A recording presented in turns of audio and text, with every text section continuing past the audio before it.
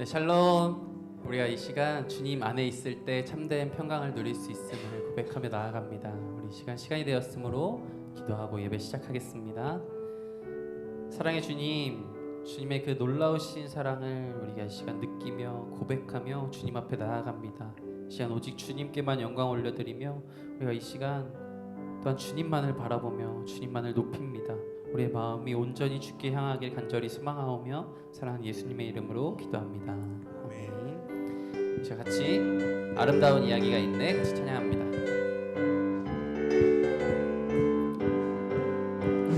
아름다운 이야기가 있네, 글쎄 주의 사랑 이야기. 영광스런 천국 떠난 사랑, 나와 같은 죄인 구하려. 주님의 그 사랑은 정말 놀랍네, 놀랍네, 놀랍네. 오, 주님의 그 사랑은 정말 놀랍네. 나를 위한 그 사랑, 넓고 넓은 우주 속에 있는 많고 많은 사람들 중에 구원받고 복받은 이 몸, 주의 사랑 받고 산다네. 아멘. 주님의 그 사랑은 정말 놀랍네, 놀랍네, 놀랍네. 오, 주님의 그 사랑은 정말 놀랍네. 나를 위한 그 사랑, 사람들은 이해할 수 없네. 주를 보낸 하나님 사랑, 이 사랑이 나를 살게 하네. 갈보리의 구속의 사랑, 주님의 그 사랑은 정말 놀랍네, 놀랍네, 놀랍네. 오, 주님의 그 사랑은 정말 놀랍네. 우리 3절 한 번 더 고백합니다. 사람들은 이해할 수 없네, 사람들은 이해할 수 없네. 주를 보낸 하나님 사랑, 이 사랑이 나를 살게 합니다. 이 사랑이 나를 살게 하네. 갈보리의 구속의 사랑, 주님의 그 사랑은 정말 놀랍네, 놀랍네, 놀랍네. 오, 주님의 그 사랑은 정말 놀랍네.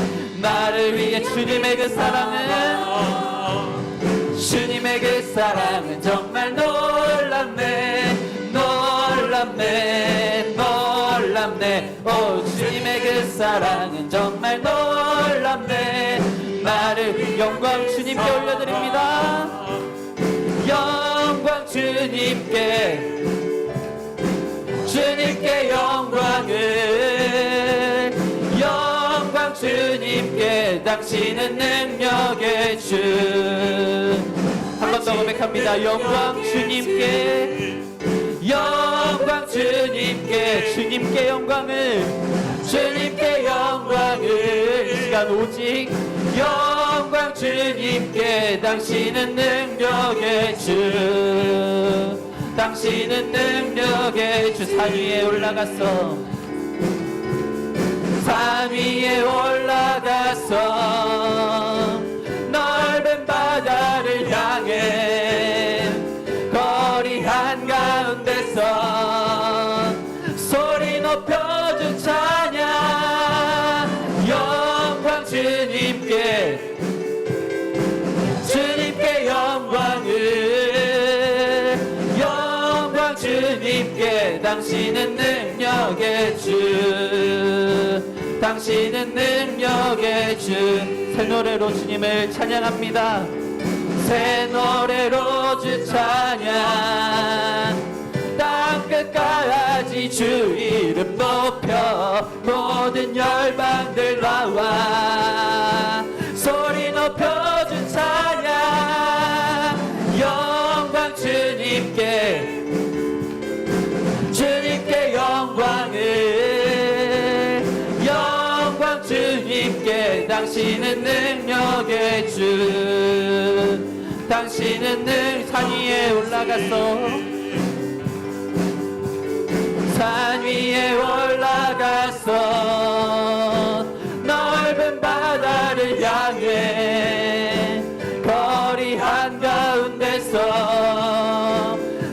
소리 높여준 찬양 영광 주님께 주님께 영광을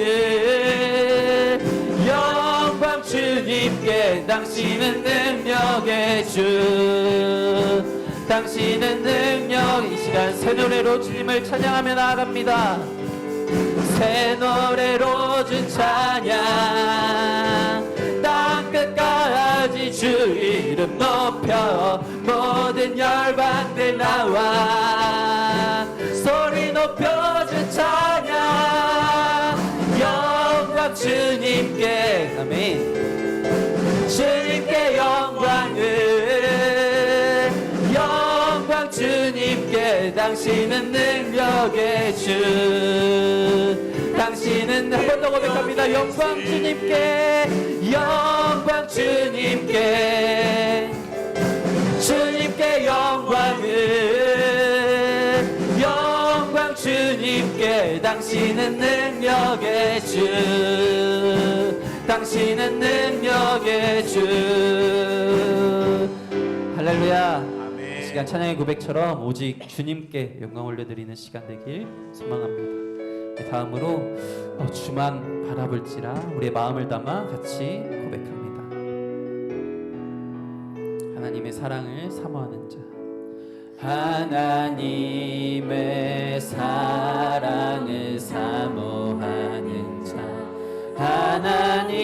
하나님의 평안을 바라보는 자 너의 모든 것 창조하신 우리 주님이 너를 얼마나 사랑하시는지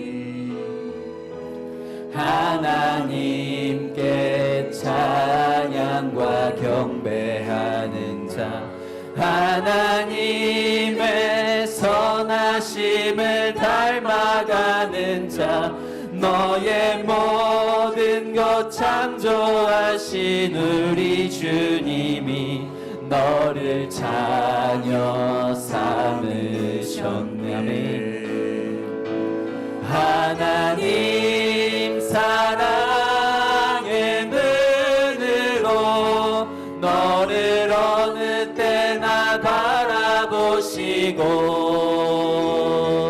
하나님 인자한 귀로서 언제나 너에게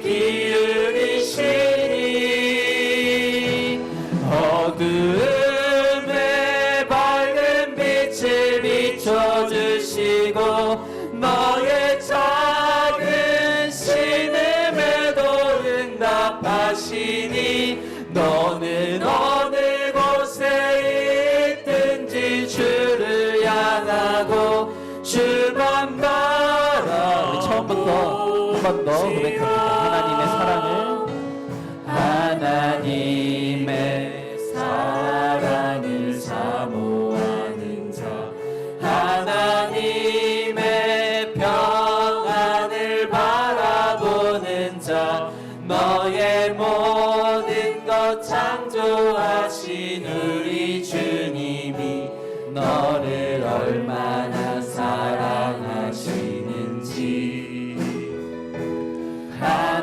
하나님께 찬양과 경배하는 자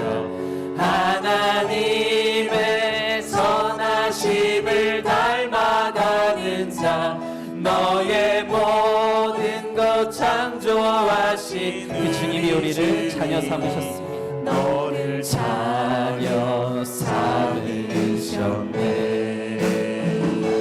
하나님 사랑의 눈으로 너를 어느 때나 바라보시고 하나님 인자한 귀로서 언제나 너에게 기울이시니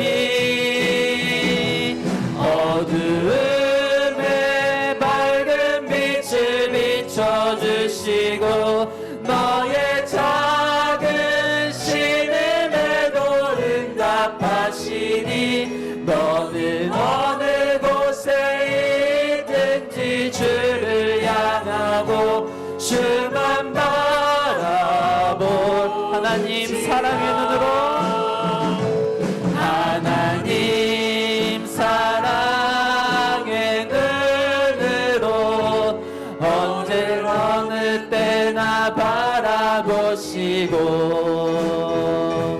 하나님 인자한 귀로서 언제나 너에게 기울이시니 어두움에 밝은 빛을 비춰주시고 너의 작은 신음에도 응답하시니 너는 어느 곳에 있든지 주를 향하고 주만 바라볼지라 주만 바라볼지라.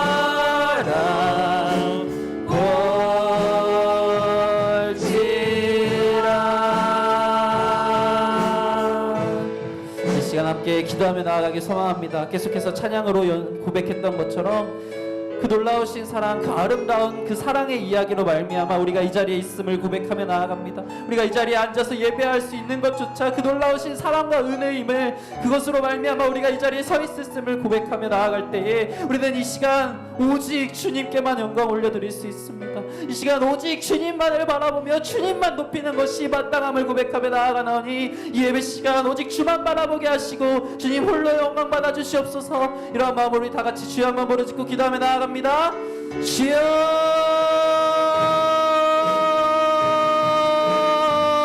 아버지, 이 시간 우리가 주님만을 바라보며 나아가기 소망합니다. 이 시간 영광 주님께 영광을 오직 영광 주님께 올려드리는 이 시간 되기를 간절히 소망하며 나아갑니다. 아버지 주님, 그 하나님의 사랑을 우리는 사모하기에 아버지 우리는 이 자리에서 주님을 높여 예배합니다. 아버지 주님만을 경배하며 주님만을 예배하는 것이 아버지 우리의 원함이요 우리의 아버지 주님 바람임을 고백하며 나아가나오니 이 시간 다른 것 생각하지 아니하게 하시고 다 내려놓고 오직 예수 그리스도 하나님의 말씀을 들으며 그 복음 안에 우리가 정말 사로잡혀 하나님을 예배하는 우리가 되게 하여 주시옵소서.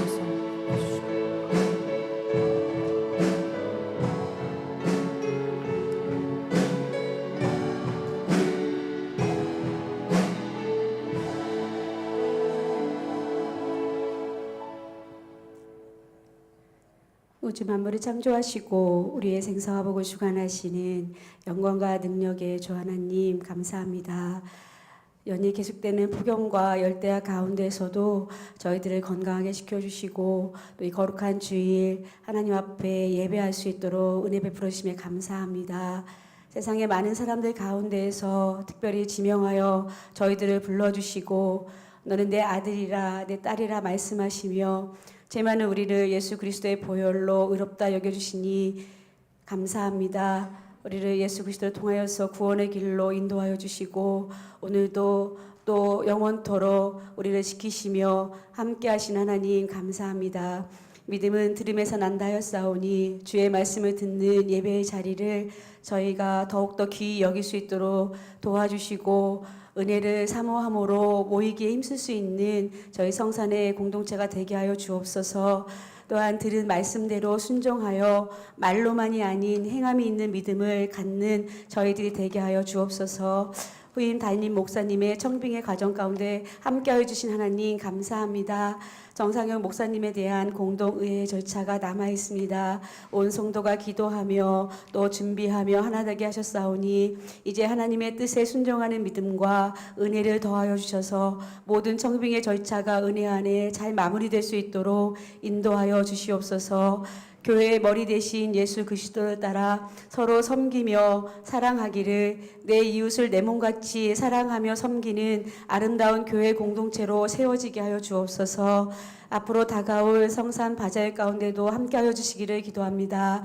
날씨도 덥고 준비할 시간도 짧았고 또 어려운 가운데 있지만 그럼에도 불구하고 서로 기쁜 마음으로 섬기게 하시고 은혜 안에 잘 마칠 수 있도록 하나님 역사하여 주시기를 원합니다. 그날에 좋은 날씨를 주시고 또 모든 여건들을 저희들에게 허락하여 주셔서 바자회를 통해 많은 이웃들이 교회를 찾아와서 함께 하나님의 축제의 자리에 동참할 수 있도록 은혜 베풀어 주시옵소서. 각 전도회 회장님을 비롯한 모든 회원들에게 지혜와 건강을 주시기를 원합니다. 섬김에는 사랑의 수고가 따른다고 했습니다. 각자에게 주신 은사대로 교회를 세우고 지역사회를 섬겨갈 때에 연약하지만 우리들의 사랑의 수고와 헌신을 통해 믿음의 역사가 일어나는 좋은 교회가 되게 하시고 이러한 좋은 소문들이 널리 이웃들에게 퍼져가는 귀한 공동체가 될 수 있도록 은혜 베풀어 주시옵소서. 선교사님을 위해서 기도합니다. 하나님 각지에 나가 있는 귀한 선교사님들 주의 말씀을 들고 날마다 눈물로 주님 앞에 기도하며 그 사명 감당할 터인데 하나님께서 귀한 은총 베풀어 주시고 사명을 잘 감당할 수 있도록 힘과 능력을 더하여 주시기를 기도합니다. 우봉성 선교사님과 유열린 선교사님이 함께하여 주셔서 이들에게 필요한 것들을 주님 채워주시고 하나님께서 원하는 때에 가장 귀한 열매로 하나님께서 거두어 주시기를 간절히 기도합니다. 또한 다음 세대를 위해서 기도합니다. 우리의 다음 세대가 우리의 자녀들이 혼탁한 세상 속에서 믿음의 선한 싸움 싸우기를 주저하지 않고 어렵고 힘든 상황 속에서도 주의 말씀에 의지하여 선한 역사를 이루어가며 믿음의 사명을 감당할 수 있는 그러한 귀한 다음 세대가 될 수 있도록 도와주시옵소서. 이들이 가는 길 위에 우리 하나님 함께하여 주시고 먼저 가셔서 그 길을 열어주시기를 원합니다. 하나님 선한 싸움의 길을 달려갈 때에 하나님께서 영원한 생명으로 우리에게 함께해 주실 줄로 믿습니다. 우리 다음 세대가 지치지 않게 하시고 하나님 믿음의 선배들을 본받아서 하나님 귀한 주님의 뜻을 세워가며 이 나라와 이 교회의 귀한 일꾼으로 기둥 같은 일꾼으로 세워질 수 있도록 은혜를 베풀어 주시옵소서. 오늘도 귀한 말씀으로 대언하시는 조익필 목사님에게 성령의 충만한 은혜를 부어주시기를 원합니다. 하나님의 말씀으로 대언케 하시고 우리들의 마음밭에 좋은 씨앗으로 심길 수 있도록 하나님 도와주시며 그 말씀들이 하나님 아버지 잘 심겨져서 열매를 맺기에 합당한 말씀이 되게 하여 주옵소서. 목사님의 목회령 가운데도 함께 하시기를 원합니다. 선한 길로 인도하여 주시옵소서. 오늘도 살아계셔서 역사를 주관하시며 우리를 죄 가운데서 구원하여 주신 예수 그리스도의 이름으로 기도하옵나이다. 아멘.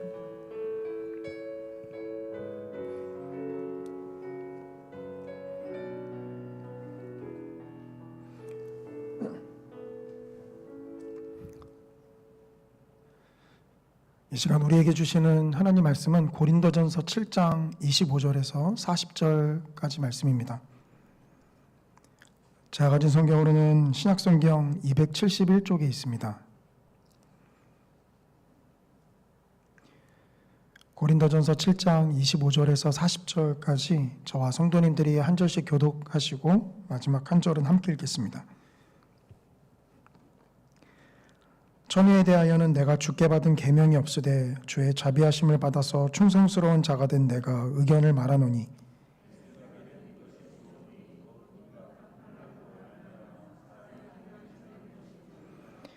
내가 아내에게 매였느냐 노이기를 구하지 말며 내가 아내에게서 노였느냐 아내를 구하지 말라.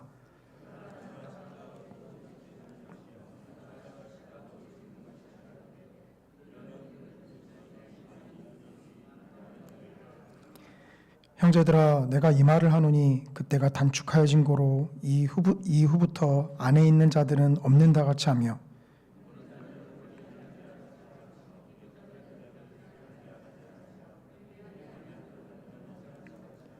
세상 물건을 쓰는 자들은 다 쓰지 못하는 자 같이 하라. 이 세상의 외형은 지나감이니라.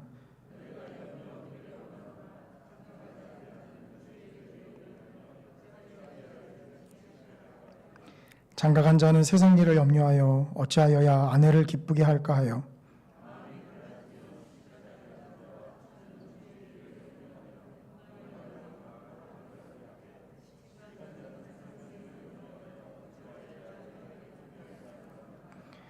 내가 이것을 말함은 너희의 유익을 위함이요 너희에게 올무를 놓으려 함이 아니니 오직 너희로 하여금 이치에 합당하게 하여 흐트러짐 없이 주를 섬기게 하려 함이라.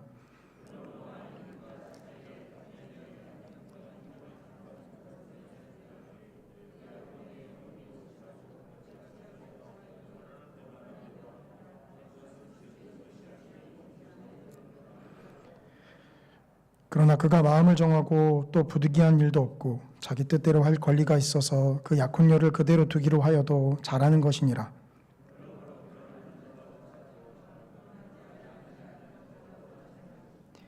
아내는 그 남편이 살아있는 동안에 매여 있다가 남편이 죽으면 자유로워지 자기 뜻대로 시집갈 것이나 주 안에서만 할 것이니라.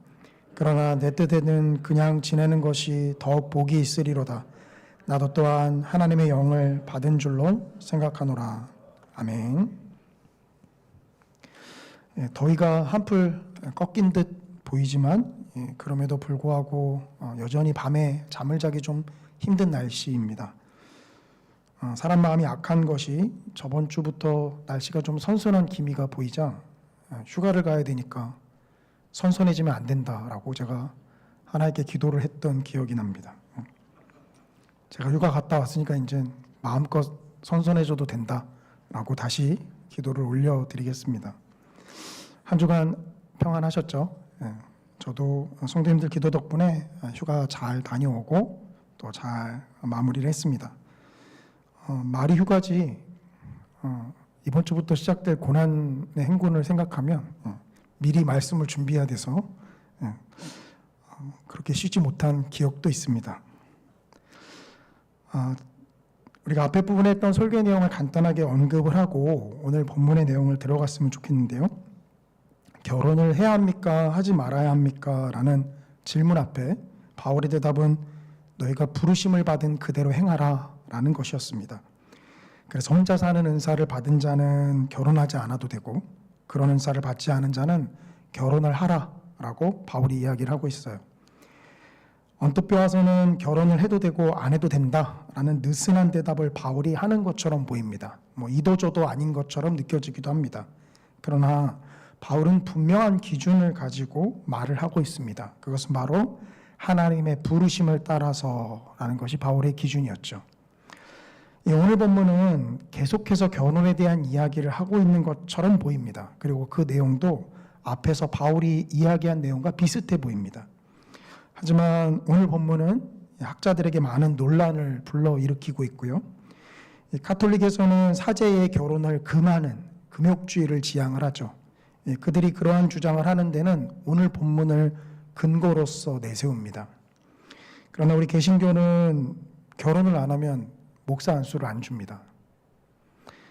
그리고 이 담임 목사님 청빙 서류 등에서도 보면 꼭 결혼관계 증명서 그리고 결혼한 가정을 꾸린 것이 요건으로 들어가 있는 경우가 있죠. 그렇기 때문에 우리 개신교의 가르침과 가톨릭의 가르침은 이 본문에서 정면 충돌하는 것처럼 보입니다. 오늘 본문에서도요, 사도 바울은 분명한 기준을 가지고 이야기를 합니다. 그것은 바로 종말에 대한 시각을 가지고서 답을 하고 있다라는 것이에요. 결혼에 대한 이야기를 계속하고 있는데 오늘 설교의 내용을 어떤 것을 말씀드릴지 제가 요약해서 말씀드리기 전에 이 본문의 이해를 돕기 위해서 두 가지를 좀 확실히 해두고 넘어갔으면 좋겠습니다. 일단 오늘 본문은 똑같은 결혼에 대해서 이야기하는 것 같지만 그 대상이 처녀에 대한 결혼 문제를 다루고 있습니다. 바로 그것이 우리가 읽었던 25절에 처녀라는 말이 등장을 하는데요. 그런데 우리는 본문을 바르게 이해하기 위해서는 두 가지를 짚고 넘어가야 되는데 이 처녀가 과연 누구를 가리키는지 이게 한 가지고요. 두 번째는 결혼에 대한 바울의 정확한 가르침이 무엇이냐 하는 것입니다. 말씀드린 대로 이 가톨릭과 우리 개신교와의 정면 충돌, 사제의 결혼을 금하는 것과 목사의 결혼을 권장하는 것, 이것이 이 오늘 본문에서 나뉘기 때문입니다. 그렇기 때문에 결혼에 대한 바울의 가르침을 확실히 하고 우리가 본문을 통해서 어떠한 말씀을 이 시간에 들을 것인지를 좀 말씀드리겠습니다. 먼저 처녀가 누구입니까? 우리가 알고 있는 처녀라고 하면 결혼하지 않은 여자를 가리킵니다. 사전에서 제가 정확하게 찾아보니까요, 결혼하지 아니한 성년 여자라고 라고 나와 있습니다. 그런데 이런 의미로 오늘 본문을 읽으면 바울의 글이 조금 이상하게 다가옵니다. 왜냐하면 고린도전서 7장 34절 때문에 그런데요.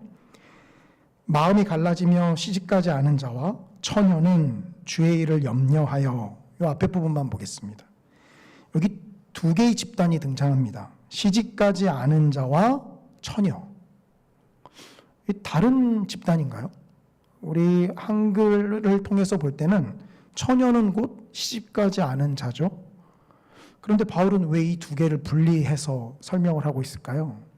우리가 아무 생각 없이 성경을 읽으면 그냥 무시하고 넘어갈 수 있는 요소지만 이것은 사실 굉장히 중요한 것입니다. 왜냐하면 우리가 알고 있던 처녀가 그 처녀가 아닌가 보다라는 생각을 자아내기 때문입니다. 그렇기 때문에 이 시집가지 않은 자와 처녀, 이 처녀에 대한 정확한 이 지칭이 무엇을 가르치는지를 우리가 확실하게 알아야 되는데요. 이 오늘 본문 고린도전서 7장 36절을 보면은 그 처녀가 어떠한 사람들을 가리키는지를 분명히 알 수 있어요. 그러므로 만일 누가 자기의 약혼녀에 대한 행동이 합당하지 못한 줄로 생각할 때에 그 약혼녀의 혼기도 지나고 그같이 할 필요가 있거든 원하는 대로 하라. 그것은 죄 짓는 것이 아니니 그들로 결혼하게 하라. 이 36절의 약혼녀라고 번역된 이 단어는요, 우리가 지금까지 살펴보고 있는 처녀와 동일한 헬라어가 사용되고 있습니다. 앞에서는 처녀라고 번역을 했는데요, 이것을 뒤에 와서는 약혼녀라고 번역을 하고 있어요. 아마 갖고 계신 성경에 이 각주 표시가 되어 있고요, 그 밑에 처녀라고는 이 글이 아마 써 있으실 거예요. 그러니까 본문에서 사도 바울이 처녀라고 가리키는 이 집단은 그냥 단순히 결혼하지 않은 무리가 아니라 약혼을 한 상태, 즉 아직 결혼을 안 했지만 결혼할 대상이 있어서 약혼을 한 상태의 사람들을 가리킵니다. 그러니까 단순히 결혼 안 한 모든 여자를 가리키는 것이 아니라 곧 결혼을 앞두고 있는 여자들을 가리키고 있어요. 이것을 분명히 한 상태로 본문을 보셔야 되고요. 또 한 가지, 그렇다면 사도 바울의 이 결혼에 대한 가르침이 무엇이냐 하는 겁니다. 앞에서 이야기한 것과 똑같지만 본문을 읽으면 읽을수록 사도 바울이 은근히 혼자 사는 것을 더 좋다라고 말하고 있는 것으로 나타나기 때문이에요. 바울은 앞에서는 받은 은사대로 행하라 라고 이야기했습니다. 그러나 그런 은사를 받지 않았으면 결혼을 하라 라고 이야기했죠. 사도 바울은 이 가르침을 그대로 오늘 본문에서도 동일하게 가져갑니다. 오늘 본문의 결론격인 고린도전서 7장 36, 37절인데요. 그러므로 만일 누가 자기의 약혼녀에 대한 행동이 합당하지 못한 줄로 생각할 때에 그 약혼녀의 혼기도 지나고 그같이 할 필요가 있거든 원하는 대로 하라. 그것은 죄 짓는 것이 아니니 그들로 결혼하게 하라. 그러나 그가 마음을 정하고 또 부득이한 일도 없고 자기 뜻대로 할 권리가 있어서 그 약혼녀를 그대로 두기로 하여도 잘하는 것이니라. 바울은 앞에서의 주장과 동일하게 결혼을 해도 되고 안 해도 된다라고 이야기를 합니다. 근데 말씀드린 대로 오늘 본문은 그 해석이 난해하기로 손에 꼽히는 본문입니다. 그리고 우리가 주의 깊게 읽지 않으면 바울의 의도를 놓치게 됩니다. 사실 제가 주의 깊게 읽지 않으면이라고 표현을 했지만 조금 더 적나라하게 표현을 드리면 한글 성경으로 사도 바울의 의도를 잘 파악하기란 사실 쉽지 않다라고까지 좀 표현을 하고 싶습니다. 그렇기 때문에 저는 성도님들이 글을 읽으면서 흔들리지 않도록 사도 바울의 가르침을 일단 못 박아두고 시작하고자 합니다. 그것은 오늘 본문에 나오는 처녀, 즉 결혼을 하기로 약속한 이 정혼 관계에 있는 여자에 대해서 결혼의 문제를 다루고 있는데 이들에게 결혼을 해도 되고 안 해도 된다라고 사도 바울은 이야기하고 있다라는 거예요. 이것은 우리가 전의 시간에도 살펴봤던 바울의 가르침과 동일한 것이다라는 거죠. 이 바울의 주장을 확고하게 머릿속에 넣어두신 상태에서 우리 본문을 좀 보셨으면 좋겠습니다. 물론 정확하게 말하면 바울은 결혼을 하지 않는 것을 더 선호한다라고 볼 수 있지만 결혼을 하는 것이 죄를 짓는 것이 아니다라는 표현을 통해서 결국 해도 되고 안 해도 된다라고 바울이 주장하는 것이죠. 이제 제가 설교의 대지를 좀 말씀드리려고 하는데요. 이 결혼에 대한 이야기를 2주 연속 하다 보니까 사실 여기 계신 많은 성도님들이 내가 이 결혼에 대한 이야기를 들어야 되나? 라는 생각이 많이 있으시겠죠. 결혼 안 한 청년들이 들으면 유익할 것이다 라고 생각이 되지만 이미 많은 결혼을 하고 나서 시간이 지난 상태 대부분의 성도님들이 이 본문의 내용에 무슨 선한 것이 나올까라는 생각을 아마 하실 겁니다. 그런데 성경은 오묘한 것이요. 이 결혼에 대한 가르침을 사도 바울이 이야기하고 있지만 사도 바울이 주장하는 기준을 우리가 좀 눈여겨볼 필요가 있어요. 바로 그게 오늘 설교 본문의 대지가 될 것입니다. 바울은 한마디로 그가 이 답변하는 기준을, 확고한 기준을 가지고 있는데요. 그것은 앞에서 우리가 고린도전서에서 다른 성도를 대할 때도 살펴봤던 관점입니다. 바로 종말론적인 관점을 가지고서 결혼에 대해서 논하고 있다라는 거예요. 한마디로 이야기하면 사도 바울은 지금 현재의 삶이 이 종말론적 관점을 따라서 그 현재의 삶이 영향을 받고 있다라고 우리가 볼 수 있습니다. 그래서 저는 인생의 기준점이라는 제목을 삼았고요. 이 기준점은 한마디로 종말론적 관점이 우리 인생의 기준점이 되어야 한다라는 것이에요. 그런데 제가 이렇게만 말씀드리고 설교를 끝내면 어떤 현상이 나타날까요? 종말론적인 관점이 우리의 기준이 되어야 합니다 라고 끝나면요, 우리는 2가지 극단적인 방법으로 치우칩니다. 하나의 극단적인 방법은 무엇이죠? 그것은 세상에서 이야기하는 시한부 종말론자들의 모습과 비슷한 모습으로 나타난다는 거예요. 시한부 종말론자들은 어떤 자들이죠? 이 종말에 대한 생각을 극대화한 나머지 현재 우리가 살아가고 있는 이 삶, 일상적인 삶에 대해서는 저 멀리 갖다 버린 자들이다 라는 것입니다. 이 한 가지 극단으로 치우치기 쉽고요. 또 한 가지 극단이 있어요. 그건 뭐냐면 종말이 오든 말든 나는 그냥 내 인생 살란다 라는 또 하나의 극단입니다. 종말에 대한 기준은 사도 바울과 같은 사람들만 가지는 것이고 나와 같은 사람은 그날이 언제인지 관심을 두지 않아도 이 땅에서의 삶을 잘 살아갈 수 있다라고 하는 또 다른 극단의 모습을 보이는 거죠. 성도님들이 이 종말에 대한 관점에 대해서 어느 포지션에 위치하고 계십니까? 우리가 어느 한쪽의 극단으로까지 치우치지 않더라도 설교를 듣다 보면 내가 약간 종말론적인 시한부의 주장과 비슷한 모습을 띠는구나. 아니면 내가 그런 종말에 대한 시각은 무시한 채 그냥 일상의 삶에 매몰되고 있는 모습으로 나타나고 있구나. 이 어느 한쪽으로 좀 기우는 모습을 발견하실 것입니다. 저는 바라기는 성도님들께서 건강한 종말론적인 관점을 가지고 현재의 삶을 고민하며 나아가기를 원합니다. 바로 오늘 설교는 그것을 다루고자 합니다. 첫 번째 기준점인데요. 종말의 때로 인해서 현재의 삶을 질문하는 성도의 모습이 나타나야 한다라는 것입니다. 우리는 고린도전서를 읽으면서 이 고린도 교회가 참으로 많은 문제를 가지고 있다라는 걸 살펴봤습니다.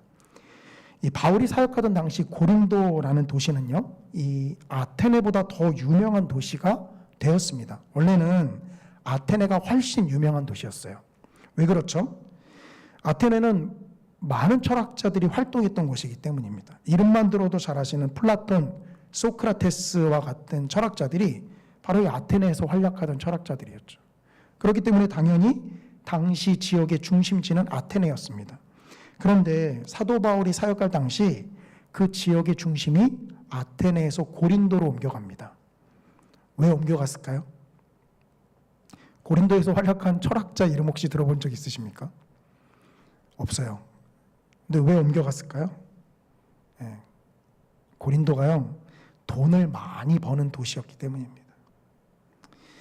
세상의 무게중심은 돈을 따라서 움직입니다. 누구도 부인할 수 없죠. 돈을 따라서 움직이는 세상 가운데 우리는 살아가고 있어요. 당시도 마찬가지였습니다. 아테네에 아무리 기라성 같은 철학자들이 활동을 했다 하지만 고린도가 벌어들이는 돈, 그것을 이기지 못하고 결국 중심이 고린도로 향하게 됩니다.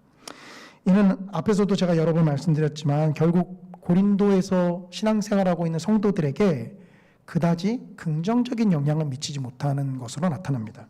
이들이 세속적인 영향을 받고 있다라는 것이죠. 그래서 우리는 고린도전서를 읽으면서 고린도 교회 성도들이 너무 우리보다 질이 떨어진다. 좀 이 정도로만 신앙생활 안 하면 되겠다라고 우리가 생각하기 쉬운데요. 그런데 이들이 우리보다 잘한 게 있어요. 바로 그게 첫 번째 대지인데요. 우리는 고린도전서 6장까지는 이제 분쟁의 문제를 다루었고요. 이 7장부터 결혼의 문제를 다루고 있는데요.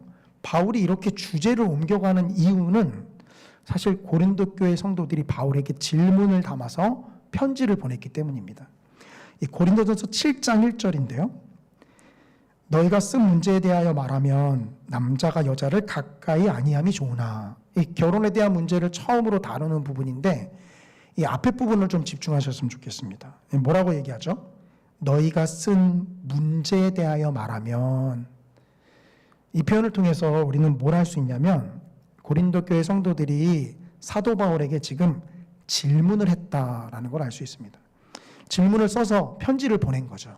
그렇기 때문에 그 편지를 받은 사도 바울이 답변을 담아서 고린도 교회 성도들에게 지금 보낸 것이 이 고린도전서입니다. 무슨 질문일까요?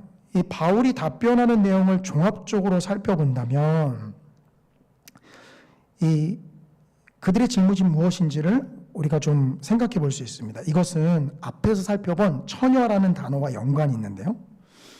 성도님들 한번 생각을 해보세요. 결혼을 약속한 처녀가 왜 결혼을 해도 되냐 아니면 하지 말아야 하냐, 이걸 뜬금없이 사도 바울에게 물어볼까요? 결혼을 하지 않아야 될 이유가 있으면 분명히 양쪽 중 어느 한쪽에 파혼에 해당하는 사건이 발생했을 것이고, 그렇다면 물어볼 것도 없이 그냥 파혼하면 되는 건 아닌가요? 근데 왜 이걸 사도 바울에게 물어볼까요? 그것은 이들의 질문이 단순히 결혼을 해도 되냐 아니면 하지 말아야 하냐라는 질문이 아니기 때문입니다. 이들은요, 사도 바울에게 이렇게 질문했어요. 정확한 질문은 이겁니다. 주님이 오실 날이 얼마 남지 않은 것 같은데 약혼 상대와 결혼하는 것이 맞습니까? 틀립니까? 이걸 지금 사도 바울에게 질문한 겁니다. 문제가 많아 보였던 고린도 교회 성도들이 바울에게 질문을 하고 있어요. 그렇기 때문에 바울이 결혼의 문제를 다루고 있고 종말과 관련해서 결혼해도 되는지 하지 말아야 하는지를 지금 답변하고 있는 것이죠. 그것에 대한 사도 바울의 답변은 무엇입니까? 오늘 본문 고린도전서 7장 26절과 28절을 좀 연달아 보겠는데요.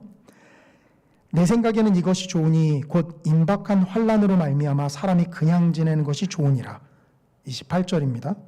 그러나 장가가도 죄짓는 것이 아니요 처녀가 시집가도 죄짓는 것이 아니로되 이런 이들은 육신의 고난이 있으리니 나는 너희를 아끼노라. 이 고린도 교회 성도들은 지금 질문을 하고 있습니다. 주님이 오실 날이 얼마 안 남았는데 결혼하는 게 맞습니까? 틀립니까? 여기서 우리가 이 교훈을 삼을 수 있는 게 있어요. 그것은 이 종말의 때를 가지고 사도 바울에게 질문을 하고 있다라는 거죠. 물론 이 고린도 교회 성도들이 가진 이 질문은 이 건강한 종말에 대한 신앙을 가지고 물어보는 게 아니었습니다. 사실 이들은 마음속으로 이미 정해놓은 답변이 있었어요. 그것이 뭐냐면 결혼을 하지 않는 것이 더 영적으로 뛰어나 보이고 더 경건해 보이는데 바울로부터 확답을 얻기 위함이었다라는 거죠. 인간이 성적 욕망을 추구하고 그것을 해소하기 위해서 결혼을 하는 것, 이것은 이들이 보기에 뭔가 하등해 보였다라는 겁니다. 그러나 이 생각은 틀린 생각이죠. 왜냐하면 하나님께서는 우리의 영을 만드셨지만 우리의 몸도 하나님께서 만드신 것이죠. 그렇기 때문에 육신의 정욕을 무조건 부인하고 배척하는 것은 사실 건강한 종말론적 신앙이 아닙니다. 근데 이들은 그러한 신앙을 가지고 지금 사도 바울에게 질문을 하고 있는 거예요. 거기에 대해서 사도 바울이 뭐라고 이야기합니까? 우리가 읽었던 26절에 임박한 환난으로 말미암아 그냥 지내는 게 좋다라고 이야기하고 있어요. 이 균형을 잘 잡으셔야 되는데 임박한 환난하면 당연히 예수님께서 다시 오실 때를 가리킵니다. 그런데 저는 사실 이 해석에 약간 불만을 가지고 있어요. 왜냐하면 여기에 사용된 헬라어는 임박한 환란 정도의 의미가 아니기 때문입니다. 여기에 사용된 헬라어는요, 어떤 의미를 가지냐면 이미 시작된 환란의 의미를 가져요. 우리가 임박한 환란이라고만 보면 어떤 느낌을 받죠? 아직 환란이 임하지 않았지만 곧 종말의 때가 다가오면 임할 환란으로 좀 생각합니다. 그런데요, 이 헬라어는 그런 뜻이 아니라 이미 시작된 환란을 가리킵니다. 엄연한 차이가 있죠. 사실 이러한 생각이 요한계시록을 해석하는 것을 또 가려주기도 하는데요.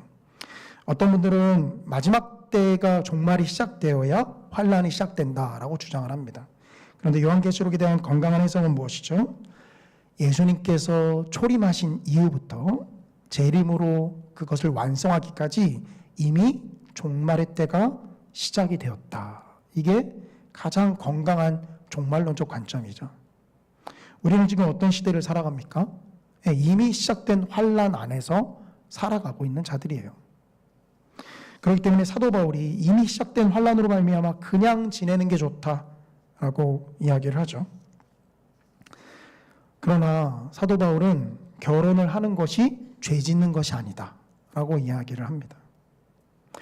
이들은 이 잘못된 생각을 가지고 사도 바울에게 질문을 하긴 했지만, 그러나 종말의 때를 기준으로 어쨌든 현재의 삶에 자신들이 어떻게 살아가야 하느냐 하는 것을 사도 바울에게 물어보고 있어요.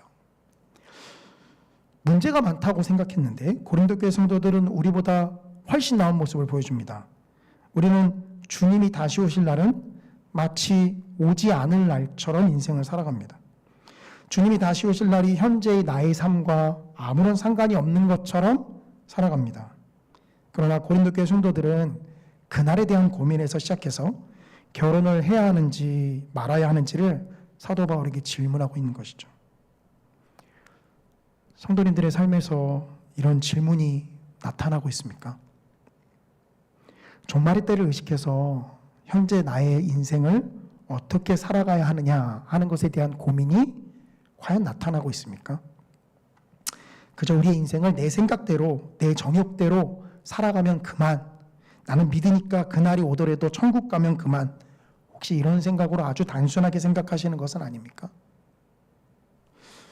그날이 언제 올지 모르지만 반드시 임하기 때문에 내가 지금 살아가고 있는 나의 삶의 모습이 정말 주님의 뜻에 맞는 것인가, 그렇지 않은 것인가, 마치 갓난아기가 한 걸음 한 걸음 조심해서 떼듯이 고린도 교회 성도들은 지금 질문을 하고 있는 것이죠.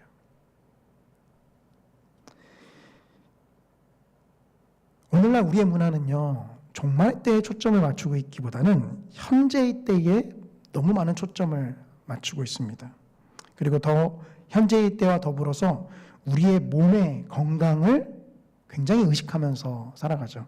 물론 몸이 아픈 분들에게는 당연히 건강은 그 무엇보다도 소중합니다. 그런데 우리는 오늘날 굉장히 과한 건강을 염려하는 시대를 살아갑니다. 영양제 드시죠?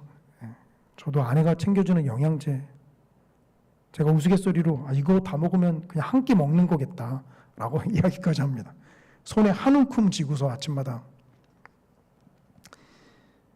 근데 먹지 않으면 좀 힘들어서요.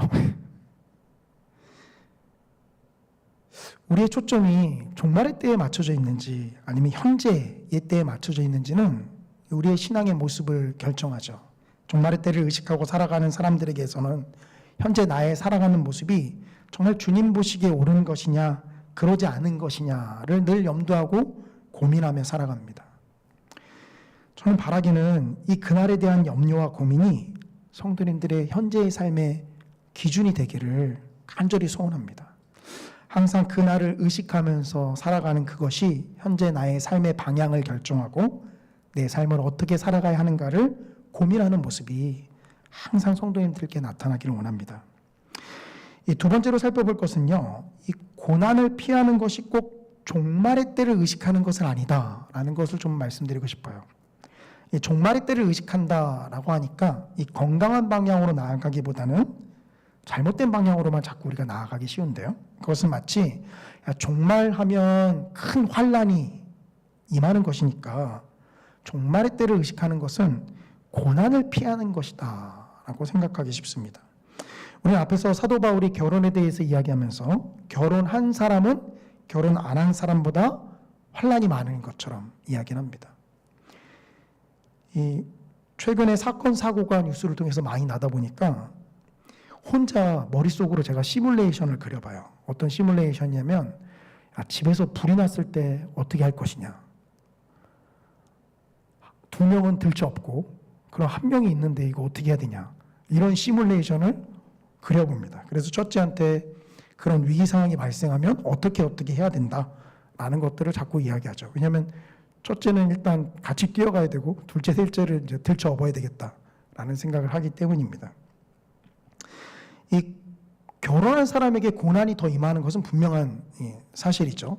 혼자 몸을 싹 피하는 것보다 이 주렁주렁 매달린 열매들과 함께 피하는 것은 사실 쉽지 않은 것이기 때문입니다. 그런데요, 이 고난을 피하는 것이 과연 종말론적 시각이냐? 우리가 읽었던 고린도전서 7장 28절을 좀 다시 보셨으면 좋겠는데요. 그러나 장가가도 죄짓는 것이 아니요 처녀가 시집가도 죄짓는 것이 아니로되 이런 이들은 육신의 고난이 있으니 나는 너희를 아끼노라. 이 장가가도 되고 시가도 된다. 그러면서 바울이 단서를 하나 달아요. 그런데 이런 사람들은 육신의 고난이 있다라는 겁니다. 결혼한 이들에게 말씀드린 대로 결혼 안 한 사람들보다 더 고난이 있다라는 거죠. 아멘이십니까?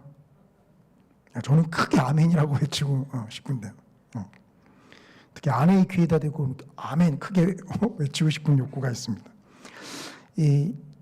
저번 주에 휴가를 갔었는데요. 딱 떠나는 날만 신나고요. 출발하고 나면 이게 진정한 휴가인가? 라는 생각들을 해보게 됩니다. 고속도로를 진입했을 때부터 이미 고난이 시작해요. 휴게소를 들렀는데 또 용무가 급하다.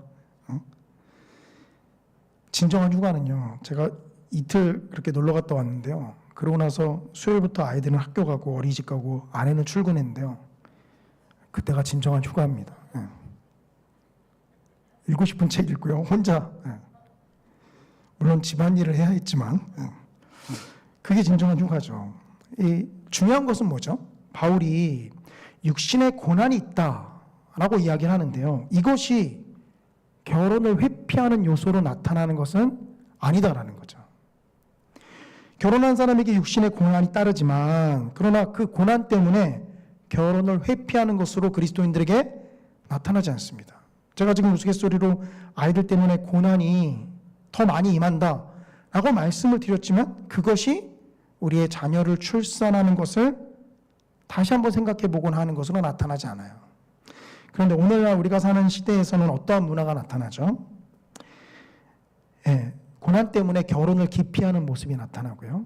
또 고난 때문에 결혼을 했다 하더라도 아이를 낳지 않는 모습이 나타납니다. 그 모든 결정의 기준에 뭐가 자리 잡혀 있죠? 고난이 자리 잡혀 있어요. 고난을 회피하는 방향, 고난을 피해가는 방향, 고난을 당하지 않는 방향으로 나아가죠. 물론 이것은 팔이 안으로 굽듯이 우리 그리스도인들에게도 너무 당연한 모습으로 나타납니다. 아픈 것이 아니라 안 아픈 방향으로 나아가려고 하죠. 자꾸 휴가 얘기를 드려서 죄송한데 혼자만의 시간을 즐기다가 이제 점심도 해먹기 싫어서 마라탕을 좀 주문해서 먹었습니다. 근데 제가 원래 매운 걸 굉장히 잘 먹거든요. 그래서 평소 같지 않게 제가 단계를 좀 높여서 주문을 했어요. 근데 좀 세긴 세더라고요. 근데 뭐 입을 넘기는 데는 이상이 없었습니다. 근데 웬걸요? 한 30분 지나니까 속에서부터 불이 나기 시작하는데 제가 화장실에 한 30분을 쓰러져 있었습니다. 혼자서. 그러면서 제가 주님의 이름을 얼마나 크게 불렀는지 몰라요. 이 속에서 불이 나니까 주님 아프지 않게 해주세요. 그리고 뭘 잘못했는지를 주님 앞에 막 고하기 시작했습니다. 이 고난을 피하는 방향으로 나타나는 것이 우리의 삶인데 그러나 이 종말론적 관점을 가지고 있는 성도들에게는 고난을 피하는 것이 기준이 되지 않는다라는 거예요. 누가 그것을 보여줬죠? 겟세마네 동산에서 기도하신 우리 예수님의 모습을 떠올리시면 금방 이해가 되십니다. 십자가라는 그 감당 못할 고난이 앞에 있는데 예수님이 선택하신 건 고난을 회피하는 방향으로 나타나지 않았다라는 거죠. 어떤 방향으로 결정을 하셨죠? 네, 그 고난을 회피하고 싶으셨지만 그러나 아버지 뜻대로 되기를 원합니다 라고 예수님께서 기도하셨습니다. 종말론적 관점을 생각하면 이 고난과 환난을 빠짐없이 우리는 생각하게 되죠. 그러나 그 고난과 환난이 우리의 인생의 방향을 결정하진 않습니다. 고난이 있다 하나 그것이 주님이 원하시는 길이면 우리 그리스도인들은 당연히 가야 하죠. 물론 가기까지는 굉장히 많은 주저와 어려움이 있습니다. 그 인간적인 부분들을 무시하면서 마치 로봇처럼 기계적으로 따라가야 된다라고 말씀을 드리는 건 아니에요. 그런 고난 앞에 우리는 많은 갈등을 하고요. 가기를 주저하고요. 가기 시작했다가도 뒤돌아보고 괜히 이 길을 시작했나? 라고 고민하는 것이 우리의 인간적인 모습입니다. 그러나 중요한 건 무엇이죠? 그 고난이 우리 현재의 삶의 방향을 결정하는 것은 아니다라는 겁니다. 종말론적 관점을 가지고 인생을 살아간다라고 했을 때 마치 고난을 회피하는 것이 종말론적 관점이냐 우리가 생각을 합니다. 그러나 그것은 잘못된 생각이죠. 고난이 있느냐 없느냐는 중요하지 않아요. 거기에 주님의 부르심이 있느냐 하나님의 뜻이 있느냐가 중요할 뿐이죠. 또 때로는 걷기에 굉장히 편해 보이는 길도 우리 앞에 자주 나타납니다. 그런데 편해 보이는 것이 우리가 그 길을 걸어가게 유도하진 않습니다. 거기에 편해 보이긴 하지만 하나님의 뜻이 있느냐, 하나님의 부르심이 과연 그 길 가운데 있느냐, 이것이 우리 그리스도인들에게 나타나는 기준점이고요. 이게 종말론적 관점을 가진 성도에게 나타나는 기준점이죠. 우리가 세 번째로 좀 살펴보기를 원하는데요. 이 종말의 때를 인식하는 삶의 그럼 구체적인 모습은 무엇이냐? 제가 말씀드렸지만 종말의 관점을 가지고 살아갑니다 라고만 말씀드리면 두 개의 극단으로 성도인들이 반응한다라고 말씀을 드렸습니다. 하나는 시한부 종말론, 하나는 종말과 아무 상관없는 삶을 살아가는 것. 이 두 개 중에 어느 한쪽으로 치우쳐서 나타나요. 제가 좀 질문을 한번 드려볼게요. 가정을 하고 질문을 드리겠습니다. 물론 성경에서는 그날과 그때는 아무도 모른다라고 이야기하고 있어요. 가정입니다. 조 목사가 그날과 그때를 안다라고 착각하시면 안 됩니다. 만약 종말이 내일 임한다라는 것을 우리가 안다면 제가 질문을 한번 드려볼게요. 성도님들은 내일 새벽 예배에 나오시겠습니까? 속으로만 대답해 주세요. 네. 내일 임한다고 하면 아마 나오시려고 생각하시는 분들이 대부분일 거예요. 또한 섬김의 거리가 혹시 남아있는 것은 아니냐라고 해서 섬김을 더 행하려고 할 것이고요. 종교적 열심을 더 내는 방향으로 나아갈 겁니다. 결론부터 말씀드리면 이게 건강한 모습은 아니다라는 걸 말씀드리고자 합니다. 반대로 내일 당장 종말이 임한다라고 한다면요. 성도님들 만약에 회사를 출근하신다면 내일 회사 출근하시겠어요? 아니면 일주일 전부터 약속된 식사의 약속 자리가 있습니다. 거기 나가시겠습니까? 내일 당장 종말이 오는데 거길 나갈 필요가 있나? 라는 생각을 하게 되죠. 그러나 가장 바르고 건강한 모습은 무엇입니까? 우리가 종말의 때에 매몰되지 않고 인생을 살아가는 것은 이 종말론적 관점이 현재의 삶을 잡아먹는 모습으로 나타나서는 안 된다라는 거예요. 잡아먹는 모습으로 나타나는 게 무엇입니까? 바로 종교적 열심을 내는 방향으로 나아가는 거죠. 이런 분들은 종교적인 입장에서 보면은, 신앙의 입장에서 보면은 열심을 내는 것처럼 보이지만요, 일상의 삶을 이 종말이라는 이 블랙홀에 다 집어넣어버린 것입니다.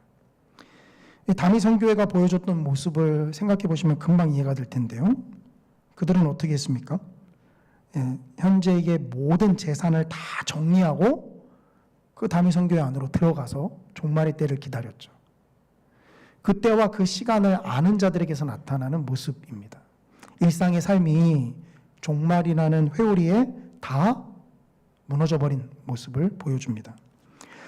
여기에 대해서 사도 바울은 뭐라고 얘기하죠? 오늘 본문 고린도전서 7장 29절부터 31절인데요. 형제들아 내가 이 말을 하노니 그때가 단축하여진 고로 이후부터 안에 있는 자들은 없는 자같이 하며 우는 자들은 울지 않는 자같이 하며 기쁜 자들은 기쁘지 않은 자같이 하며 매매하는 자들은 없는 자같이 하며 세상 물건을 쓰는 자들은 다 쓰지 못하는 자같이 하라. 이 세상의 외형은 지나감이니라. 이 구절을 읽으면요, 우리는 자꾸 어느 쪽으로 치우치냐면 시한부 종말론자들이 보여주는 종교적 열심의 방향으로 치우칩니다. 아내가 있는 자는 없는 자같이 하라고 했다라는 거죠. 매매하는 자는 물건을 사지 않는 자처럼 하라. 세상 물건을 쓰는 자들은 쓰지 못하는 자처럼 하라. 라고 자꾸 뒷부분에 우리가 강조점을 둡니다. 그런데 성도님들, 앞에 부분을 한번 모아서 생각해 보셔야 돼요. 안에 있는 자들, 우는 자들, 웃는 자들, 기뻐하는 자들, 매매하는 자들, 세상 물건을 쓰는 자들. 사도 바울은 이것 자체를 부인하고 있지 않습니다. 세상 물건을 쓰는 사람은 다 쓰지 못하는 자처럼 하라. 이게 건강한 종말론적 관점인데요. 구체적으로 이게 뭐냐라는 거죠. 말씀드린 대로 종말의 때를 의식한다라고 해서 일상의 삶이 피폐해지거나 아니면 일상의 삶이 영향받지 않는 것을 말합니다. 그렇기 때문에 사도 바울은 안에 있는 자들, 우는 자들, 기쁜 자들, 매매하는 자들이라는 표현을 사용하죠. 근데 중요한 것은 무엇입니까? 또한 종말의 때를 잃어버리고 일상에 매몰되는 모습으로 나타납니다. 그런데 그런 자들에게서 사도 바울은 무엇을 경고합니까? 물건을 많이 사지만 사지 않는 자들처럼 하라라고 이야기합니다. 세상의 물건을 우리가 사용하지만 사용하지 않는 자들처럼 하라는 거죠. 이게 건강한 종말론적 관점을 가진 자에게서 나타나는 건강한 모습입니다. 그러니 종말을 다룰 때마다 항상 나타나는 세상의 격언, 이것만큼 확실한 모습이 없는데요. 내일 지구의 멸망이 오더라도 나는 한 그루의 사과나무를 심을 것이다. 이 말을 한 사람이 바른 신앙을 소유했다면 이것만큼 건강하게 종말론을 표현하는 표현은 없을 것입니다. 사도 바울은 임박하였다, 그때가 마치 임박했다라고 이야기합니다. 물론 이것은 우리가 오해하면 안 되는 게 사도 바울이 그날과 그때가 언제인지를 알았다라고 생각하면 안 되죠. 사도 바울은 시간이 빨리 지나가기 때문에 그날이 곧 올 것처럼 신앙생활을 했습니다. 그러나 그랬던 사도 바울이 그러기 때문에 결혼을 하지 말아라. 다 쓸데없다. 이 세상의 것들은 다 지나간다. 하지 말아라. 라고 주장하지 않는다라는 거예요. 아니, 금방 그날이 임박한 것처럼 사도 바울이 신앙생활을 하면서 살아가는데 결혼하라고 이야기합니다. 매매하라고 이야기하죠. 극단적인 시한부 종말론자들은 세상의 것들이 다 사라져버리기 때문에 의미 없다라고 이야기합니다. 만약에 그런 사람들이 이 자리에 앉아있다면 그 앉아있는 의자 또한 사라져버릴 건데 거기 앉아 계시면 어떡합니까? 딛고 다니는 땅 또한 사라져버릴 것인데 그 밟고 다니면 어떡합니까? 날아다니셔야지. 사도 바울은요, 시한부 종말의 관점을 의식하는 것이 일상적인 삶이 피폐해지거나 혹은 일상적인 삶이 다 무시되는 것으로 나타나는 것은 아니다라고 이야기합니다. 이렇게 무시되는 것이 어떠한 경향으로 나타났죠? 바로 카톨릭에서 주장한 금욕주의로 나타난 것이죠. 사도 바울이 혼자 지내는 것을 더 선호한다라고 하는 것에서 금욕주의와 연결시킵니다. 마치 결혼을 하지 않고 성적 욕구를 사용하지 않는 것이 훨씬 더 영적으로 뛰어난 자들이다라고 이야기를 하는 것처럼 그들은 주장합니다. 그리고 결혼한 자들은 그거보다 좀 하등한 자들이다라고 이야기를 해요. 그러나 그러지 않습니다. 사도 바울은 종말의 때를 의식한 나머지 현재의 삶의 모든 것들을 다 무시하는 것으로 나타나지 않습니다. 사도 바울이 정말 그렇게 주장한다라고 한다면 결혼을 하지 말라라고 이야기를 해야 되는 것이죠.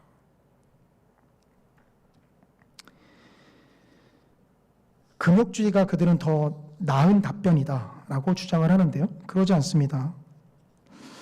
금욕주의는 종말론적 관점에 매몰된 나머지 현실의 삶을 부인하는 것이죠. 건강한 종말론적 관점은 무엇입니까? 정리하면 종말론적 관점을 가지고 살아가는 성도는 이 땅의 삶을 부인하거나 일상적인 삶을 거부하는 모습으로 나타나는 것이 아니다라는 거예요. 우리가 이 땅에서 살아가고 있는 모든 인간적인 관계들, 주님이 다시 오시면 다 사라져버릴 것들이니까 대충 해도 된다라고 사도 바울은 이야기하지 않습니다. 그 인간적인 관계를 대충 했다가 나중에 하나님 나라에서 만나면 얼마나 뻘쭘하겠어요. 그러지 않습니다. 이 땅의 삶은 그곳의 삶과 연결이 됩니다. 종말론적 관점을 건강하게 소유한 자들은요, 그날과 그때가 언제인지 모르지만 빠르게 다가오고 있다라는 것을 인식합니다. 그리고 그러한 기준을 가지고 현재의 삶의 모습들을 결정하죠. 자신이 살아가는 삶의 모습이 어떠한 모습으로 나타나야 하는가를 고민하고 주님께 물어보며 조심조심 발을 떼듯이 나아갑니다. 물론 이러한 것이 그 종말론적 관점에 매몰된 나머지 일상의 삶을 부인하는 모습으로 나타나진 않습니다. 한번 성도님들 돌아가셔서 한번 생각해 보셨으면 좋겠어요. 나는 어느 쪽에 좀 치우쳐 있었나? 내가 종말의 때를 전혀 의식하지 않은 상태로 인생을 살아갔던 것은 아닌가? 혹은 반대로 종말의 때에 매몰된 나머지 일상에서의 삶을, 일상에서 맺는 모든 관계를 거부하거나 혹은 회피하려고 했던 것은 아닌가 하는 것입니다. 저는 성도님들께서 건강하고 바른 종말의 관점을 가지시고 일상의 삶을 살아가시기를 축복합니다. 거짓된 경건을 주장하면서 마치 금욕주의가 더 높은 경건의 모습이냐 주장하는 것에 현혹되지 않기를 축복합니다.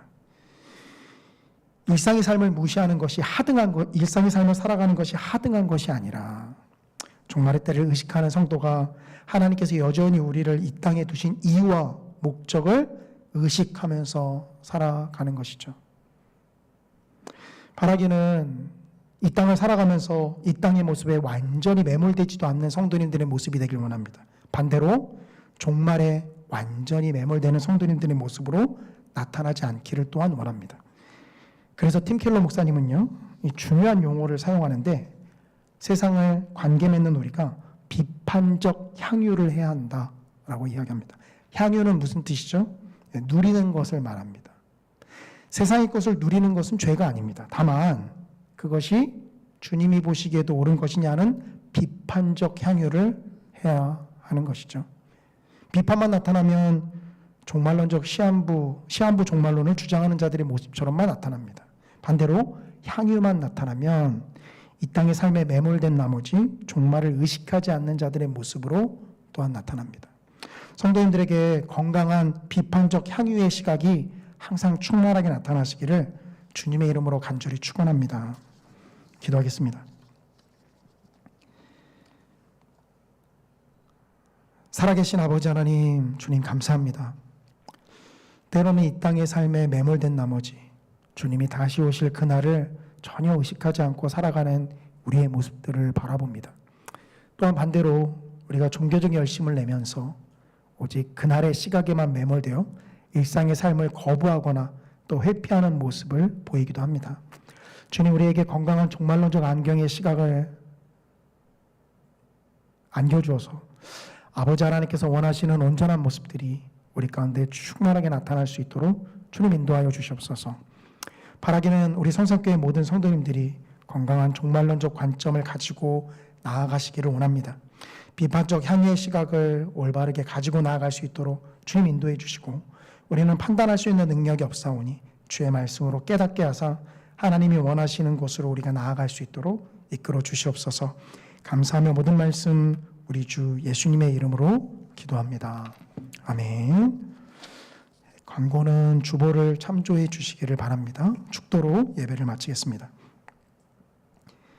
이제는 우리 주 예수 그리스도의 은혜와 하나님 아버지의 지극히 크신 사랑과 성령 하나님의 교통내조 역사 충만하심이 건강한 종말론적 관점을 가지고 이 땅의 삶을 살아가는 모든 성도님들의 머리 위에와 그 일터와 가정과 직장 위에 이제부터 영원토록 함께 하실지어다. 아멘.